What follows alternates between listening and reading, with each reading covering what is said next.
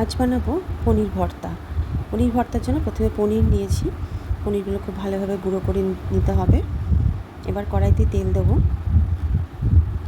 তেল দিয়ে ফোড়ন হিসেবে দিচ্ছি গোটা জিরে, একটা ছোট্ট দারচিনির টুকরো আর একটা এলাচ। দিয়ে দিচ্ছি পেঁয়াজ কুচি। পেঁয়াজ কুচিটা কিছুক্ষণ ভাজা করে নিয়ে দিয়ে দিচ্ছি টমেটো কুচি। টমেটো কুচি দিয়েও কিছুক্ষণ ভাজা করে নেওয়ার পরে দিয়ে দিচ্ছি ক্যাপসিকাম কুচি। সবগুলো খুব ভালোভাবে নাড়াচাড়া করে নেবো, একটু ভাজা ভাজা করে নেবো। দিয়ে দিচ্ছি পরিমাণ মতো লবণ,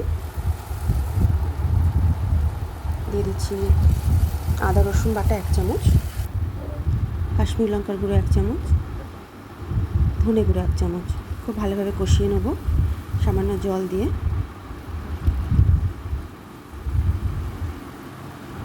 কষানো হয়ে গেলে এর মধ্যে দিয়ে দেবো কাজু বাদাম বাটা। কাজু বাদাম বাটা দিয়ে আবার খানিকক্ষণ নাড়াচাড়া করে নিয়ে দিয়ে দিচ্ছি ফ্যাটানো টক দই।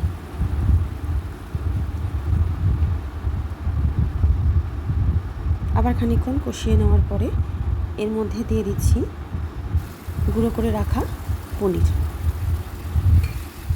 পনিরটা দিয়ে খুব ভালোভাবে নাড়াচাড়া করে নেবো, সব মশলার সাথে পনির ভালোভাবে মিশিয়ে নেব। এরপর দিয়ে দিচ্ছি এর মধ্যে সামান্য পরিমাণে কাসুরি মেথি, হাতে গুঁড়ো করে নিয়ে দিয়ে দিয়েছিলাম। এবার দিচ্ছি কুচনো ধনে পাতা